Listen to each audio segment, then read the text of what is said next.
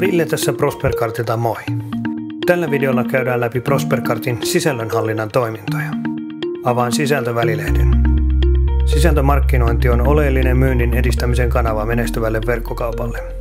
Prospercartissa on julkaisutyökalu, jota voi käyttää monenlaisten artikkeleiden kirjoittamiseen.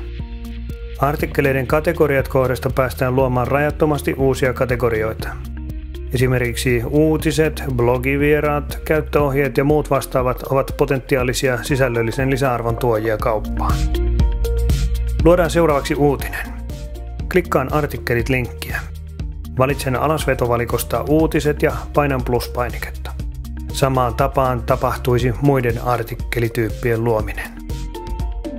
Otsikkorivi on uutistekstin yläpuolella näkyvä jutun otsikko. Sivun otsikko on hakukonetta varten. Tämä teksti on Googlen hakutuloksissa se sinisellä oleva klikattava linkki. Laitetaan uutinen näkyviin. Annetaan uutiselle sopiva ja lyhyt osoite. Ulkoasuun ei tarvitse kajata, ellei ole luonut useita ulkoasuja eri artikkeleille. Artikkelikategoria onkin valmiiksi valittu uutiseksi. Ingressiin kirjoitetaan lyhyt kuvaus uutisesta. Sisältöön kirjoitetaan koko uutinen. Tekstiä voi muokata vapaasti. Uutiselle voidaan ladata kuva tietokoneelta. Viedään kursori haluttuun kohtaan ja asetetaan kuva näkyviin kuvapainikkeella. Muista aina lopuksi antaa artikkelille metakuvaus ja avainsanat hakukonetta varten. Näiden unohtaminen tarkoittaa huonompaa hakukoneen näkyvyyttä, eikä artikkelilla ole arvoa, ellei sitä löydetä.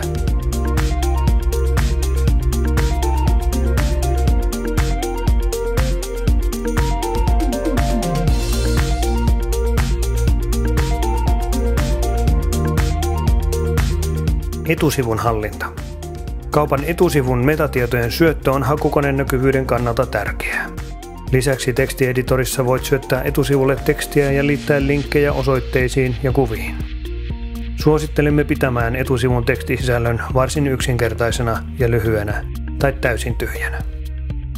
Kaupan muiden sisältösivujen metatietoja päästään syöttämään sivut kohdasta. Uuden sisältösivun luominen kauppaan. Täysin uuden sivun luominen verkkokauppaan tapahtuu kahdessa osassa. Ensin luodaan uusi sivu pluspainikkeesta ja annetaan sille nimi ja metatiedot.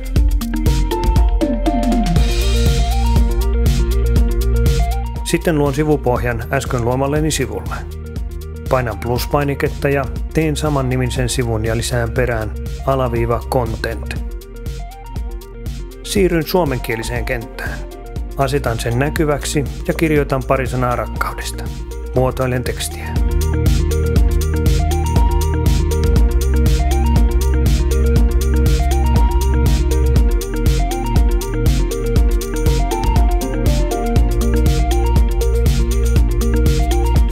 Nyt sivu näkyy. Menen juuri luomani URL-osoitteeseen tarkistamaan, miltä se näyttää. Bannereiden hallinta.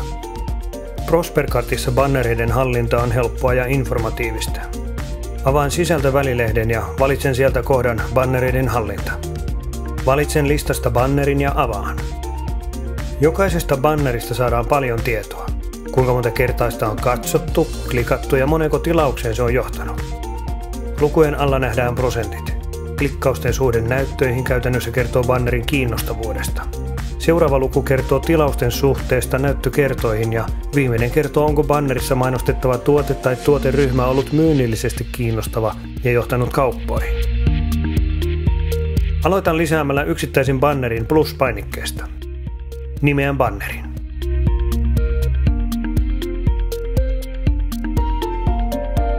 Näyttökertojen yläraja on toiminto, jonka voi ottaa käyttöön silloin, kun kauppias vaihtaa bannereita jonkun toisen sivuston kanssa. Näin ollen, jos sivustosi on vilkkaampi ja menestyksekkäämpi, ei vaihto ole epäreilua, vaan voitte sopia näyttökertojen määrästä, jolloin bannerisi olisi heikommalla sivustolla vain pidemmän aikaa esillä. Seuraavaksi määritellään, missä kieliversiossa banneri näytetään. Banneri voi olla joko HTML- tai kuvamuotoinen. Lataan koneeltani bannerin kuvan ja kerron, minne bannerin pitäisi osoittaa. Helpointa on toisella välilehdellä surffata oikeaan osoitteeseen ja kopioida osoiterivi tähän kohtaan.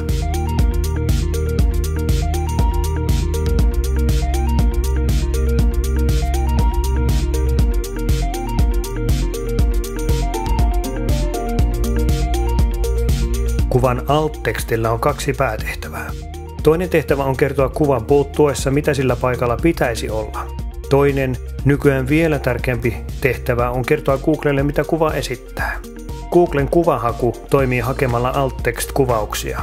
Älä siis unohda tätä kenttää ja menetä erittäin tärkeää hakukoneen näkyvyyttä. Ja rastia ruutuun, kun banneri halutaan näkyviin. Bannerin voi ajastaa kätevästi näkymään esimerkiksi kampanjoiden kanssa samaan aikaan. Banneripaikat. Viimeiseksi valitaan, missä banneripaikalla kyseistä banneria halutaan näyttää. Valitsen tämän bannerin esityspaikaksi etusivun. Siirrymme tarkastelemaan banneripaikkoja. Bannerin paikan voi asettaa mille tahansa verkkokaupan sivulle ja käytännössä mihin kohtaan tahansa. Uuden paikan asettaminen vaatii HTML- ja CSS-osaamista. Otan tarkasteluun etusivun banneripaikan. Näkymä on varsin yksinkertainen. Banneripaikalle annetaan nimi ja oikealla olevasta ruudusta määritellään bannereiden näyttöjärjestys. Nimet toimivat linkkeinä bannerien tietoihin. Bannereissa on paljon mahdollisuuksia niin myynnin kuin yhteistyön edistämiseen. Prospercartin toimintojen avulla voit kerätä ja analysoida bannereiden toimintaan liittyvää dataa ja kehittää bannereistasi kauppasi myyntitykkejä tuomaan lisää kauppaa ja PR-palikoita luomaan kaupastasi positiivisia mielikuvia. Tuotearviot. Tuotearviot ovat erittäin tärkeitä myynnin edistämiselle. Asiakkaiden vertaisarviot ja tuotteiden suosittelut ovat tutkitusti tehokkaimpia myynnin kannalta. Toiminto on käytössä valtaosalla verkkokauppiasta ympäri maailman. Asiakkaiden tuotearviot tulevat listaukseen näkyviin ja odottamaan julkaisua. Arviointien moderointi estää huligaaneja kirjoittamasta törkeyksiä suoraan kaupan sivulle. Julkaisematon arvio julkaistaan painamalla Muokkaa kuvake. Sivun alareunassa on julkaistu kohta. Rasti ruutuun ja tallennus, niin arvostelu julkaistaan. Muitakin osioita voi muokata. Jos esimerkiksi asiakkaan arvio on hyvä, mutta sisältää sivistymättömiä sanoja, voi tekstiä muokata. Tällöin on kuitenkin hyvä kirjoittaa editoijan huomio tekstin perään. Sivuarviot. Sivuarvioiden kautta asiakkaat voivat julkisesti kehua tai haukkua kaupan palvelua, toimituksen nopeutta ja niin edespäin. Yleensä ottaen kaikki vertaisarviointi on kaupalle hyväksi, vaikka joukossa olisi negatiivisiakin palautteita. Kaupalle tuo lisää uskottavuutta, kun negatiivisetkin palautteet näytetään.